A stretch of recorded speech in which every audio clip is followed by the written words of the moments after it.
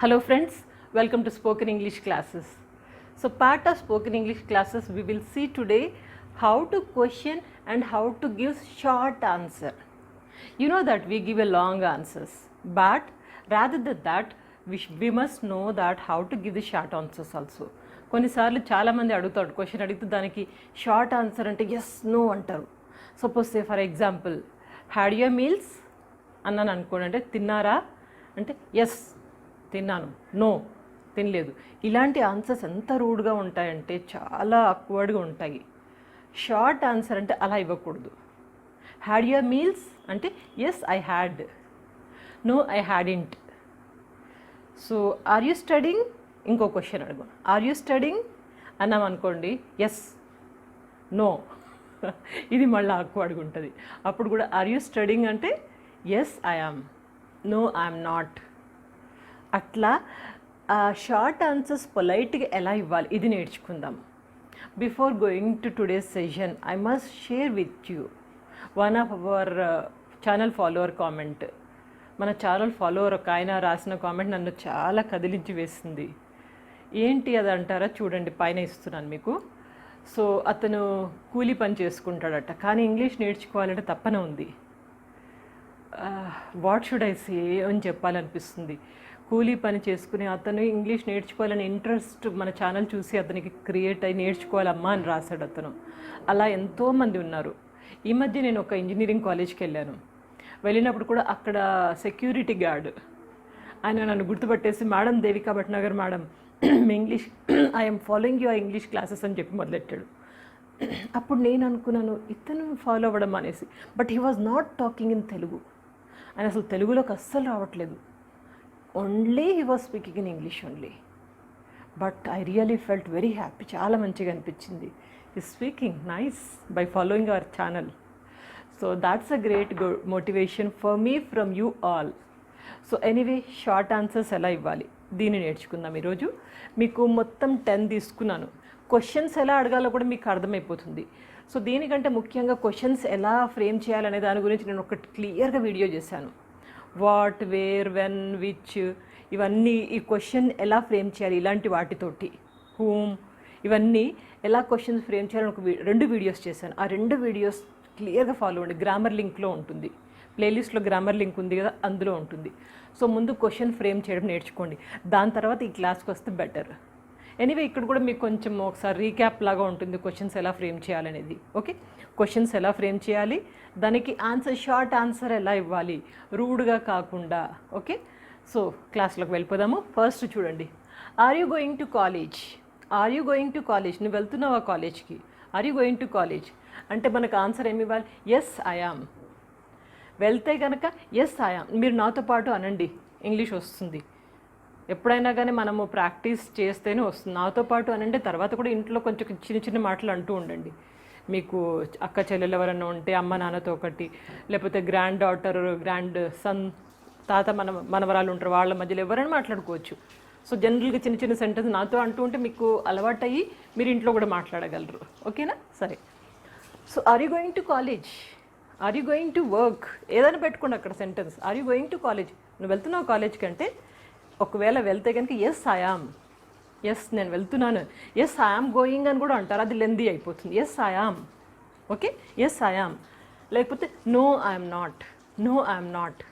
Are you going to college, are you going to school, yes I am, no I'm not, ఇలా చెప్పొచ్చు.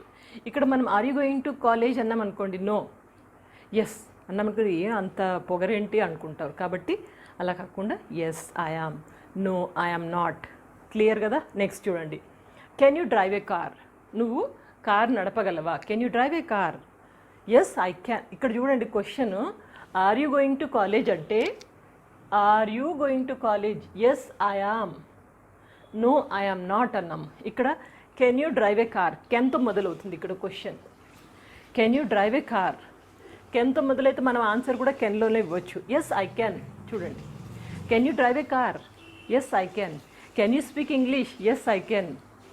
Can you speak Hindi, yes I can.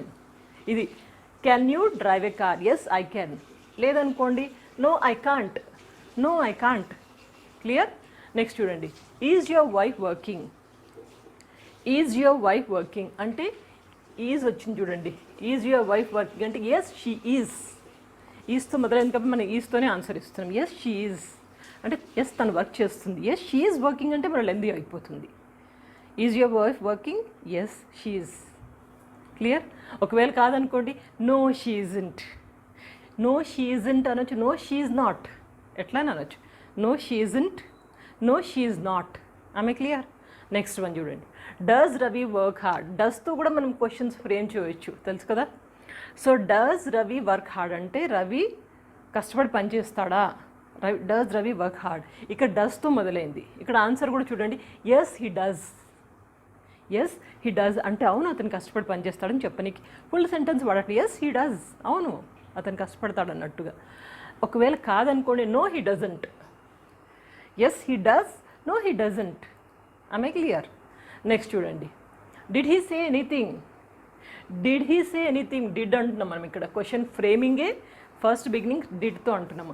Did he say anything? అతను ఏమైనా చెప్పాడా? No he. ఒకవేళ yes అయితే కనుక yes he did చెప్పాడు. Did he say anything? Yes he did. Did you work? Yes I did. ఒకవేళ నో అనుకోండి, no he didn't. No he didn't. Lengthy sentence అయితే కనుక no he didn't say anything, lengthy. కానీ మనం ఎప్పుడైనా yes no అనే answer మాత్రం ఇవ్వకూడదు. ఆమె clear? Next, EC from America. ఇక్కడ క్వశ్చన్ దేంతో ఫ్రేమ్ చేస్తున్నాం? ఈజ్ తోటి. EC from America. ఇక్కడ ముందు కూడా వచ్చింది చూడండి, EC your wife. Yes she is. Okay, అలాగే EC from America. Yes he is. అవును అమెరికా నుంచి అయితే కనుక అమెరికా. Yes he is. ఒకవేళ కాదనుకోండి, he isn't. No he isn't. EC from Anakapalli? Yes he is. Are you from Anakapalli? Yes I am. Are you from Anakapalli? No I'm not. EC from Anakapalli? Yes he is. EC from Anakapalli? No he isn't. ఆమె clear? Next, has he got a mobile phone? హ్యాస్తో మొదలైంది చూడండి ఇక్కడ.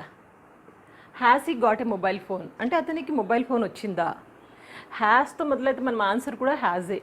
Yes she has. He అన్నాం కదా ఇక్కడ. ఇక్కడ కూడా హీయే తీసుకుందాం. Yes yes he has. Has he got a mobile phone? Yes he has. Okay, ఒకవేళ నో అన్నాం అనుకోండి, నో హీ హ్యాజంట్. హ్యాజంట్ తెలుసు కదా. హ్యాజ్ అంటే ఎస్, నో అయితే హ్యాజంట్. హ్యాజ్ నాట్ అని కూడా అనొచ్చు. Has he got a mobile phone? Yes he has. No he has not. He has not. Clear? Okay, next చూడండి. Do they live in Mumbai? ఇక్కడ డూతో మొదలు పెట్టాం మనం. Do they live in Mumbai? వాళ్ళు ముంబైలో ఉంటారా? Do they live in Mumbai. ఇక్కడ do అని మొదలు పెడితే మనం ఇక్కడ ఎస్ దే డూ అంటే అవును వాళ్ళు అక్కడే ఉంటారు, ముంబైలోనే ఉంటారు. Yes they do. No they don't. No అయితే కనుక no they don't. Okay, next ఇక్కడ డూ అయిపోయింది. ఇప్పుడు did. Did it rain yesterday?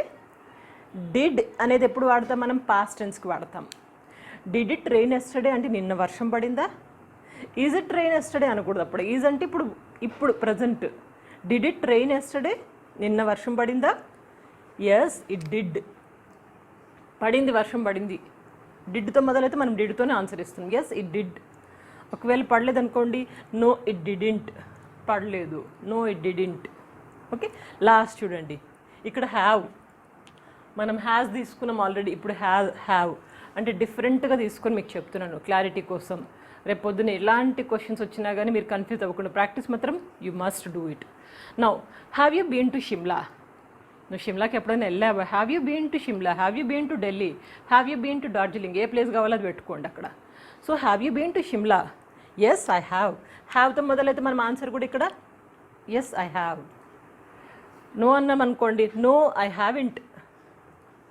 No I haven't been to Shimla. ఇది lengthy and short. Short answers కూడా ఎలా ఇవ్వాలి? లైట్గా ఇవ్వాలి. ఇప్పుడు మీకు క్లియర్గా అర్థమైంది కదా. ఆర్ ఒకసారి నాతో చెప్పండి, ఈజీగా ఉంటుంది. Are you going to college? Yes I am. No I'm not. Can you drive a car? Yes I can. No I can't. Is your wife working? No, yes, she is. No, she isn't. Does Ravi work hard? Yes, he does. Does ke does. Yes, he does. No, he doesn't. Okay. Next, did he say anything? Yes he did. No he didn't. Is he from America? Yes he is.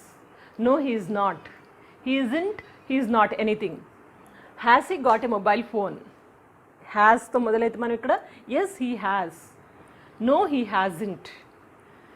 Did they live in Mumbai? Yes they do.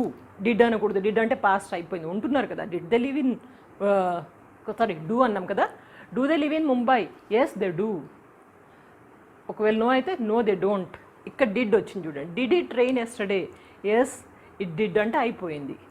Yes వర్షం వచ్చింది. రాలేదనుకోండి no it didn't. Have you been to Shimla? Yes I have. No I haven't. Simple కదా.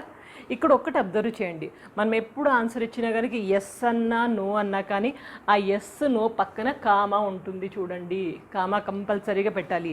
అంటే comma అంటే అక్కడ మనం చిన్న pause ఇచ్చి yes I did, no I didn't, yes I have, no I haven't. మనం ఆన్సర్ ఇచ్చిన వాళ్ళకి చిన్న పాజ్ వస్తుంది చూడండి, చిన్న గ్యాప్. దానికోసం మనం ఇక్కడ కామా కంపల్సరీగా పెట్టాల్సి ఉంటుంది. రైటింగ్లో కొంచెం క్లారిటీ తెచ్చుకోండి. ఇది ఆమె క్లియర్. సో ఈరోజు క్లాస్ మీకు క్లియర్ అయితే కనుక ఒకసారి స్క్రీన్ షాట్ కావాలంటే తీసుకోండి. ఈరోజు క్లాస్ క్లియర్ అయితే కనుక మీకు ఒక 3 క్వశ్చన్స్ ఇస్తాను. ఆన్సర్ కింద కామెంట్ బాక్స్లో రాయండి. ఇది అర్థమైతే కనుక ఈ 3 క్వశ్చన్స్కి ఆన్సర్ మీరు చేయగలరు. రెడీయా? చలో. So first question, can you speak English? Can you speak English? మీరు ఆన్సర్ ఎస్ నో 2 రాయాలి. Next, are the students in the college? Are the students in the college? Third one, is he angry? Is he angry? Okay, clear కదా. ఈ 3 క్వశ్చన్స్కి answer. మిగిలిన comments answer చూడకుండా మీకు కరెక్ట్గా అర్థమైన ఆన్సర్ కావాలంటే బుక్లో ప్రాక్టీస్ చేసుకోండి. వీటిని చూడండి, అర్థమవుతుంది. చూడకుండా కావాలంటే పర్ఫెక్ట్గా ఉంటే మీరు మామూలుగానే రాసుకొని చూసి డైరెక్ట్గా కామెంట్ బాక్స్లో మీ ఆన్సర్ రాయండి. రాసినాక తర్వాత చెక్ చేసుకోండి వేరే వాళ్ళ కామెంట్స్. ఎందుకంటే వేరే వాళ్ళ కామెంట్స్ మీరు చదివితే కనుక మీకు ఆన్సర్ దొరికిపోతుంది, ఇక్కడ పనిచేయదు. దాట్స్ ఇట్, అంతే. సో స్పోకెన్ ఇంగ్లీష్లో డిఫరెంట్ ప్లేలిస్టులు ఉన్నాయి. మీ అందరి సలహా మేరకు కొత్త ఛానల్ అంటూ ఏమీ స్టార్ట్ చేయట్లేదు. I'm very happy for all your advisors. చాలా మంచి సలహాలు ఇచ్చి నా మైండ్ క్లియర్ చేశారు. So no more new channel. ఈ ఛానల్లోనే ప్లేలిస్ట్ ఆల్రెడీ ఉన్నాయి. English grammar, conversation, English conversation without grammar అదొకటిను, and vocabulary learning, spoken English అంటే ఇప్పటివరకు చేసిన అన్ని వీడియోస్ అందులోనే ఉన్నాయి. ఇంకా ఎక్కడి నుంచి మొదలు పెట్టాలంటే కనుక Devika Bhatnagar systematic spoken English అని మీరు సెర్చ్ చేయండి, మీకు ఒక వీడియో దొరుకుతుంది. ఆ వీడియో ఫాలో అయిపోండి, ఎలా నేర్చుకోవాలనేది, అంటే ఎక్కడి నుంచి మొదలు పెట్టాలనేది తెలుస్తుంది. That's it. So keep learning and keep practising. ఎవరితో వీలైతే వాళ్ళతో ప్రాక్టీస్ చేయండి. నాట్ రిక్వైర్డ్ దట్ స్పెషల్లీ నాకు ఎవరైనా కనిపిస్తేనే మాట్లాడితే వాళ్ళు మాట్లాడితే వీళ్ళు మాట్లాడలే. You motivate them to speak and keep practising, keep learning and good luck.